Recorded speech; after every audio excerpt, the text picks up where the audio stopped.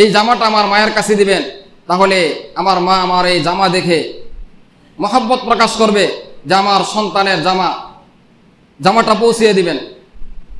এবং ইসমাইল আলাইহিস সালাতু ওয়াস সালাম বললেন, হে আমার বাবা, যে ছুরি দিয়ে আমাকে জবাই করবেন সেই ছুরিটা আপনি ভালো করে ধার করে নেন, যাতে তাড়াতাড়ি আমাকে জবেহ করা হয়।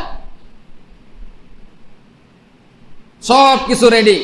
ফালাম্মা আসলামা ওয়া তাল্লাহু লিল জাবিন, পরিপূর্ণ যখন আত্মসমর্পণ করলেন, আল্লাহ তাআলা ঘোষণা করলেন জিবরাইলের মাধ্যমে, ওয়া নাদাইনাহু আইয়া ইব্রাহিম কদ সাদ্দাকতার রুইয়া ইন্না কাযালিকা নাজজিল মুহসিনিন। ওয়া নাদাইনাহু ইয়া ইব্রাহিম, হে ইব্রাহিম, আমার উদ্দেশ্য তোমার সন্তান আমার রাহে কুরবানি হওয়া, এটা উদ্দেশ্য ছিল না। আমি চেয়েছিলাম তুমি তোমার প্রিয় বস্তু, তোমার সবচেয়ে প্রিয় মহব্বতের সন্তান আমার রাস্তায় কুরবানি করো কিনা। আমি কুরবানি চাই নাই, তোমার দিলের যে অবস্থা, কলবের যে অবস্থা, সেটা যাচাই করার জন্য তুমি আমার পরীক্ষায় কদ সাদ্দাকতার রুইয়া, তুমি তোমার স্বপ্নকে পরিপূর্ণভাবে বাস্তবায়িত করেছ। নাদাইনাহু ইয়া ইব্রাহিম কদ সাদ্দাকতার রুইয়া ইন্না কাযালিকা নাজজিল মুহসিনিন ওয়া ফাদাইনাহু বিযিবহিন আযীম। আমি এভাবে ঈমানদার যারা তাদের পুরস্কার দিয়ে থাকি।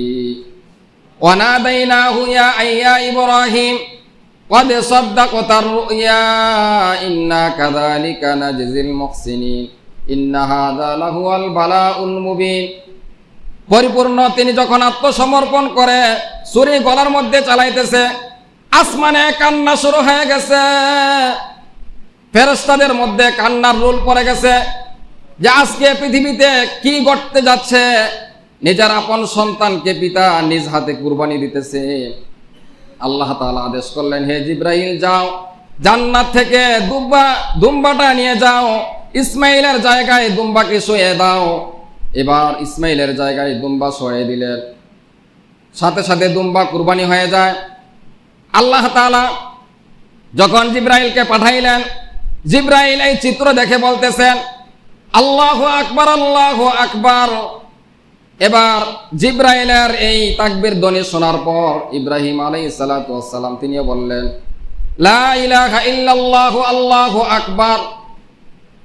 এই ধ্বনি যখন ইসমাইল আলাইহিস সালাতু ওয়াস সালাম তিনি সব অবস্থায় শুনতেছিলেন, তিনিও বললেন, আল্লাহু আকবার ওয়া লিল্লাহিল হামদ। তিনি যখন দুম্বা জবে করলেন, চোখ খুলে দেখেন ওনার পাশে ওনার সন্তান দাঁড়িয়ে আছে। তিনি শুকরিয়া আদায় করলেন যে আল্লাহ তাআলা আমার সন্তানের পরিবর্তে আল্লাহ তাআলা দুম্বা কুরবানির মাধ্যমে আল্লাহ তাআলা আমার কুরবানিকে কবুল করে নিয়েছেন। আল্লাহ তাআলার প্রশংসা করলেন। এটাই আল্লাহ তাআলা বলেন, লা ইয়ানালাল্লাহা লুহুমুহা ওয়ালা দিমাউহা ওয়ালাকিন ইয়ানালুহুত তাকওয়া মিনকুম। আল্লাহ তাআলার কাছে বান্দার কুরবানির পশুর গোশত পৌঁছে না, কুরবানির পশুর রক্ত, হাড্ডি, মাংস কোনো কিছু আল্লাহ তাআলার কাছে পৌঁছে না। লা ইয়ানালাল্লাহা লুহুমুহা ওয়ালা দিমাউহা ওয়ালাকিন ইয়ানালুহুত তাকওয়া মিনকুম। আল্লাহ তাআলার কাছে পৌঁছে বান্দার অন্তরের তাকওয়া, যে আল্লাহ তাআলা কুরবানি করার জন্য আদেশ করেছেন। নিজের জমানো টাকা, নিজের জানের চেয়ে প্রিয় সম্পদ, সেই সম্পদ আমার আদেশে কুরবানির পশুর মাধ্যমে আত্মসমর্পণ করলো। আল্লাহ তাআলা বান্দার অন্তরের হালাত জানার জন্য, পরীক্ষার জন্য মূলত আল্লাহ তাআলা কুরবানি চান। আল্লাহ তাআলা বান্দা থেকে গোশত চান না, রক্ত, কোনো কিছু আল্লাহ তাআলা চান না। কারণ পশুর সব কিছু বান্দা খাবে যেটা হালাল, আল্লাহ তাআলার কাছে কিছুই পৌঁছে না। শুধুমাত্র আল্লাহ তাআলা বান্দার অন্তরের যে অবস্থা, যে সে কি আমার সন্তুষ্টি অর্জনের জন্য কুরবানি করলো কিনা, আমাকে রাজি খুশি করার জন্য করলো কিনা, শুধু এতটুকু যাচাই করার জন্য আল্লাহ তাআলা চান যে বান্দার অন্তরের অবস্থা, শুধু সেটা আল্লাহ তাআলার কাছে পৌঁছবে। ওয়ালাকিন ইয়ানালুহুত তাকওয়া মিনকুম। দেখে আমার বান্দার অন্তরে তার মালের মহব্বত বেশি না আমার মহব্বত বেশি। কারণ যার দিলে আল্লাহ তাআলার মহব্বত বেশি, সে সম্পদকে কিছুই মনে করবে না, যে আল্লাহ তাআলা আদেশ করেছেন, আল্লাহ তাআলার হুকুমকে সে পালন করবে। কারণ আল্লাহ তাআলা বলেছেন, ইন্নাল্লাহা আশতারা মিনাল মুমিনিনা আনফুসাহুম ওয়া আমওয়ালাহুম বিআন্না লাহুমুল জান্নাহ, যে নিশ্চয় আল্লাহ তাআলা বলেন যে নিশ্চয় মুমিন বান্দার জান এবং মাল এই উভয়টার বিনিময়ে আমি জান্নাতকে খরিদ করে নিয়েছি। বলি সুবহানাল্লাহ। বান্দা আল্লাহ তাআলার জন্য কখনো জান কুরবানি করবে, কখনো মাল কুরবানি করবে। এজন্য কতগুলো আমল রয়েছে, শারীরিক আমল কতগুলো আমল রয়েছে, মালি আমল কতগুলো আমল রয়েছে, শারীরিক এবং বদনী। হজের ক্ষেত্রে মালও লাগে, আবার নিজের শরীর বদন সময় সবটাই লাগে। রমজানের রোজার ক্ষেত্রে এখানে সম্পদের কোনো সম্পর্ক নাই, সেখানে জান, কোথাও আল্লাহ তাআলা জান মাল দুটো রেখেছেন, কোথাও শুধু সম্পদের কুরবানি রেখেছেন। যেরকম কুরবানির ঈদে পশু জবাই করব, এটা শুধু আল্লাহ তাআলার রাহে সম্পদ কুরবানি করব, কিন্তু এর বিনিময়ে আল্লাহ তাআলা আমাদের কাছ থেকে গোশত মাংস কোনো কিছু পৌঁছে না, এগুলো আমরাই খাই। কিন্তু আল্লাহ তাআলা দেখেন বান্দার অন্তরের তাকওয়া। এজন্যে প্রতিটা আমলের ক্ষেত্রে বিশুদ্ধ নিয়ত শর্ত। ইন্নামাল আমালু বিন্নিয়াত, বুখারী শরীফের প্রথম হাদিস, একেবারে প্রথম হাদিস, ইন্নামাল আমালু বিন্নিয়াত। সমস্ত আমলের দারমাদার, সমস্ত আমলের ফলাফল, সমস্ত আমলের নেকির ফলাফল নিয়তের উপরে নির্ভরশীল। প্রত্যেকটা আমলের ক্ষেত্রে, রোজার ক্ষেত্রে নিয়ত শর্ত, নামাজের ক্ষেত্রে প্রথমে নিয়ত শর্ত, ওযু করার ক্ষেত্রে, প্রতিটা আমলের ক্ষেত্রে নিয়ত শর্ত। প্রতিদিন 30টা রোজা যেরকম ফরজ, 30টা রোজার সাথে 30 দিন নিয়ত করাও ফরজ। এজন্য কুরবানির ক্ষেত্রে আমার উদ্দেশ্য থাকতে হবে একমাত্র আল্লাহ তাআলাকে রাজি খুশি করা, আল্লাহ তাআলাকে সন্তুষ্টি করা। দুনিয়ার মানুষে আমাকে বাহবা দেখ অথবা না দেখ, তাতে কিছু আসে যায় না। মানুষ দিলেও কিছু হবে না, না দিলেও কিছু হবে না। একমাত্র আমি কুরবানি দিতেছি আল্লাহ তাআলার জন্যে। যদি দুনিয়ার মানুষের কাছে বাহবা পাওয়ার জন্য আমি কুরবানি দিয়ে থাকি, তাহলে হাসরের ময়দানে আল্লাহ তাআলা বলবেন যে তুমি তোমার বিনিময় দুনিয়ার মানুষের কাছ থেকে তুমি পেয়ে গেছো, তুমি এখন আমার কাছ থেকে কিছুই পাবে না। এজন্যে যতগুলো আমল করব কুরবানি সহ, হজ, যাকাত, সমস্ত আমলের ক্ষেত্রে সর্বপ্রথম আমাদের নিয়তকে পরিশুদ্ধ করতে হবে, বিশুদ্ধ করতে হবে। এটাই রাসূল হাদিসের মধ্যে বলেন, বুখারী শরীফের হাদিস, ইন্নামাল আমালু বিন্নিয়াত ওয়া ইন্নামা লিমরিইম মা নাওয়া। যেই নিয়তে সে আমল করবে সে নিয়ত অনুযায়ী ফলাফল পাবে। ফামান কানাত হিজরাতুহু ইলাল্লাহি ওয়া রাসূলি, যে আল্লাহ এবং তার রাসূলের সন্তুষ্টি অর্জনের জন্য হিজরত করে, তার হিজরত হবে আল্লাহ এবং তার রাসূলের জন্য। ওমান কানাত হিজরাতুহু ইলা দুনিয়া, আর যে দুনিয়া অর্জনের জন্য অথবা কোনো নারীকে পাওয়ার জন্য অথবা কোনো সম্পদ অর্জনের জন্য হিজরত করে, তার হিজরত, তার মাতৃভূমি ত্যাগ হবে দুনিয়া অর্জনের জন্য, আল্লাহ তাআলার জন্য হবে না। এজন্য আল্লাহ তাআলা বলেন মুখলিসিন আলাহুদ্দিন, আল্লাহ তাআলার রাজি খুশি করার জন্য, আল্লাহ তাআলার সন্তুষ্টি অর্জনের জন্য বান্দা সমস্ত আমল করবে, তখনই আল্লাহ তাআলার কাছে সেটা কবুল হবে। আমি আর আপনি আল্লাহ তাআলার কাছে আমার আপনার সন্তানকে জবা দিতে হয় না, পশু জবা দিলেই হয়ে যায়। সেই পশুরা যদি আল্লাহ তাআলাকে সন্তুষ্টি করার জন্য নেক আমলের সওয়াবের উদ্দেশ্যে যদি আমরা কুরবানি করি, তাহলে আল্লাহ তাআলা কি পরিমাণ নেকি দিবেন। রাসূল আরবি সাল্লাল্লাহু আলাইহি সাল্লাম হাদিসের মধ্যে বলেন, আকামা রাসূলুল্লাহি সাল্লাল্লাহু আলাইহি ওয়াসাল্লাম বিল মাদিনাতি 10 সিনিনা ইউদহি। রাসূল আরবি সাল্লাল্লাহু আলাইহি ওয়াসাল্লাম মদিনায় 10 বছর ছিলেন, 10 বছর লাগাতার তিনি কুরবানি দিয়েছেন। বলি সুবহানাল্লাহ। 10 বছর মদিনায় ছিলেন, 10 বছরই কুরবানি দিয়েছেন। যায়েদ ইবনে আরকাম রাদিয়াল্লাহু তাআলা তিনি বলেন, ক্বালা ক্বালা রাসূলুল্লাহ সাল্লাল্লাহু আলাইহি ওয়াসাল্লাম, ইয়া রাসূলুল্লাহ মা হাযিহিল আদাহি, ইয়া আল্লাহর রাসূল মা হাযিহিল আদাহি, এই কুরবানি এটা কি?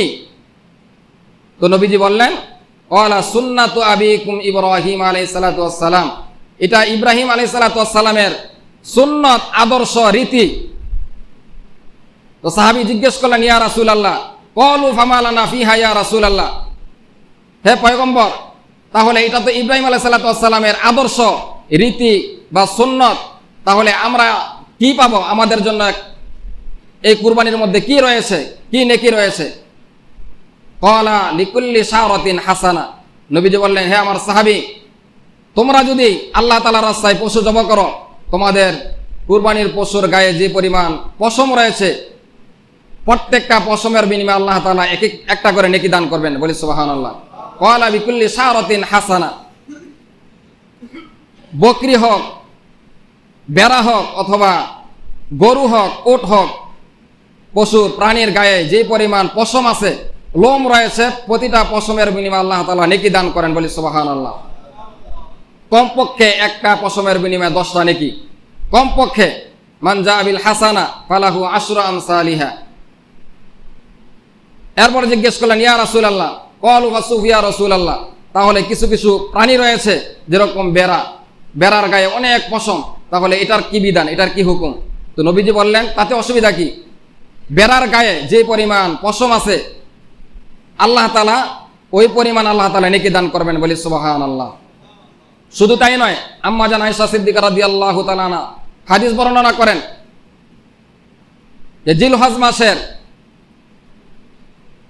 10 তারিখে ইয়াউমুন নাহর, কুরবানির দিনে আল্লাহ তাআলার কাছে সবচেয়ে দামি আমল হলো কুরবানির পশু আল্লাহ তাআলার রাস্তায় কুরবানি করা। বলি সুবহানাল্লাহ। কুরবানির পশুর হাড্ডি, খুর, শিং এগুলো আল্লাহ তাআলার কাছে হাসরের ময়দানে উপস্থিত হবে বিশেষ এক মর্যাদা নিয়ে, অথবা এগুলোর নেকি আল্লাহ তাআলার কাছে উপস্থিত হবে এবং এগুলো বান্দার পক্ষে সুপারিশ করবে। বলি সুবহানাল্লাহ। বিকুরুনিহা ওয়া আশআরিহা ওয়া আজলাফিহা ওয়া ইন্নাদ দামা লা ইয়াকাউ মিনাল্লাহি বিমাকানিন। যে কুরবানির পশু জবাই করার সময় যে রক্ত, প্রথম যে রক্তের ফোঁটা বের হয়, সেই রক্তের ফোঁটা জমিনে পড়ার আগে আগে আল্লাহ তাআলার কাছে সেই কুরবানির পশু আল্লাহ তাআলার কাছে পৌঁছে যায়। বলি সুবহানাল্লাহ। দেখেন, আল্লাহ তাআলার কাছে মনে হইতেছে অনেক দূরে, জমিনে পড়ার আগে আল্লাহ তাআলার কাছে সেই কুরবানির পশু আল্লাহ তাআলার জন্য যে বান্দা কুরবানি করলো, সেটা আল্লাহ তাআলার কাছে কবুল হয়ে যায়। বলি সুবহানাল্লাহ। বিশেষ এক মর্যাদা নিয়ে আল্লাহ তাআলার কাছে পৌঁছে যায়। এরপরে নবীজি বলে, যখন তোমরা কুরবানি করবে, তোমরা আনন্দ চিত্তে, খুশি মনে, এমন নয় যে আল্লাহ তাআলা আমার উপর একটা জুলুম চাপিয়ে দিয়েছে, না, এটা আল্লাহ তাআলা আমার উপরে অনুগ্রহ করেছেন, আমার কুরবানির মাধ্যমে আমার গুনাহকে আল্লাহ তাআলা ক্ষমা করবেন, আমার উপরে আল্লাহ তাআলা জরিমানা চাপান নাই। ইচ্ছা করলে আল্লাহ তাআলা আমার উপরে আমার নিজের আপন সন্তানকে কুরবানি করা ওয়াজিব করতে পারতেন, সেটা না করে আল্লাহ তাআলা সন্তানের পরিবর্তে পশু জবাই করা আল্লাহ তাআলা চেয়েছেন। সেটা যদি আল্লাহ তাআলার সন্তুষ্টি অর্জনের জন্য আমরা করি, তাহলে এর বিনিময়ে আমরা আল্লাহ তাআলার কাছে আমাদের জীবনের গুনাহ খাতা আল্লাহ তাআলা মাফ করে দেবেন। বলি সুবহানাল্লাহ।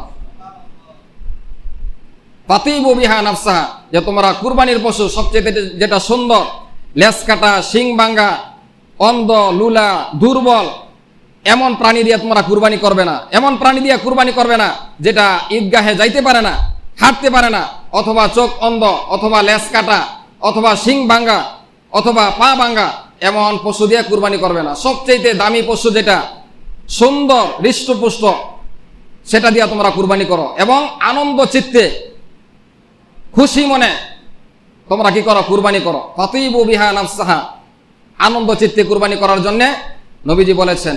এবং নবীজির প্রিয় সন্তান ফাতেমাতুজ জাহরা রাদিয়াল্লাহু তাআলা আনহা, ওনার আদরের সন্তান, নবীজি বলেছেন যে আমার কলিজার টুকরা, আমার শরীরের অংশ।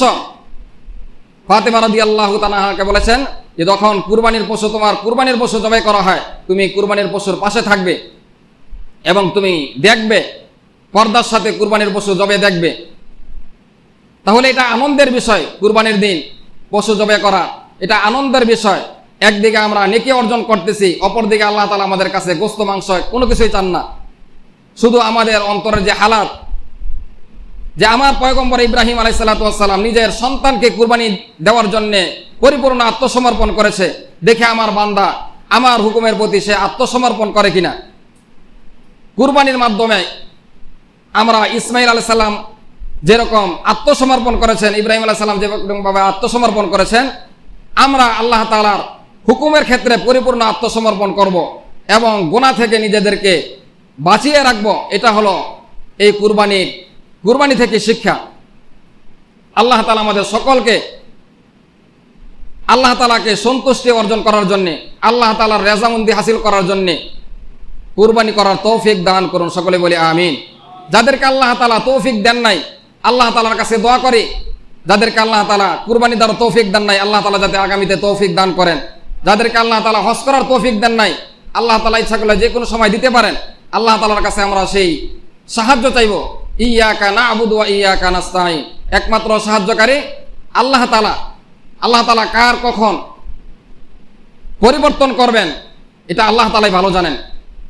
এজন্য আল্লাহ তাআলার কাছে চাইব, আল্লাহ আপনি আমাকে সম্পদশালী করে দেন, আমিও যাতে দান করতে পারি, আমিও যাতে কুরবানি করতে পারি, আমিও যাতে হজ করতে পারি, আমিও যাতে যাকাত দিতে পারি। এই দোয়া করবো না ইনশাআল্লাহ? যদি আমরা আল্লাহ তাআলার কাছে বলতে পারি, চাইতে পারি, আল্লাহ তাআলা তো বলছেন আমার কাছে চাও, ইয়াকা না'বুদু ওয়া ইয়াকা নাস্তাঈন, আমার কাছে চাও আমি তোমাদেরকে সাহায্য করব। তাহলে আল্লাহ তাআলা দিতে কতক্ষণ? আল্লাহ তাআলা দিতে পারেন যদি আমরা নেক নিয়ত করি। ওই যে শুরুতে বললাম ইন্নামাল আমালু বিন্নিয়াত, সমস্ত আমলের দার মাদার, এটার ফলাফল নির্ভর করে নিয়তের উপর। আমার আপনার কাছে সম্পদ নাই, কিন্তু আমার আপনার নেক ইচ্ছা আছে, নেক নিয়ত আছে, আল্লাহ তাআলা এই নেক নিয়তের কারণে আল্লাহ তাআলা নেকি দান করবেন, বলি সুবহানাল্লাহ। এই জন্য আল্লাহ তাআলার কাছে চাইতে কার্পণ্যতা করব না। আল্লাহ তাআলা বলেন যে আমার কাছে চায় না আমি তার উপরে সবচেয়ে বেশি নারাজ হই, আর যে আমার কাছে চায় আমি বেশি খুশি হই। আমি আর আপনি মনে করতে পারি আল্লাহর কাছে চাই আল্লাহ দেয় না, আমার আপনার জন্য যেটা অকল্যাণ সেটা আল্লাহ তাআলা দিবেন না, যেটা আমার আপনার জন্য কল্যাণ সেটাই আল্লাহ তাআলা দিবেন। এই জন্য আল্লাহ তাআলার কাছে চাইতে কোনো সমস্যা নাই, যে কোনো সময় আল্লাহ তাআলার কাছে চাইব। আল্লাহ তাআলা আমাদের সকলকে সম্পদশালী করে দেন, যাতে আমরা যাকাত দিতে পারি, হজ করতে পারি, উমরা করতে পারি, কুরবানি দিতে পারি। আল্লাহ তাআলা আমাদের সকলকে বুঝার এবং আমল করার তৌফিক দান করুন। যারা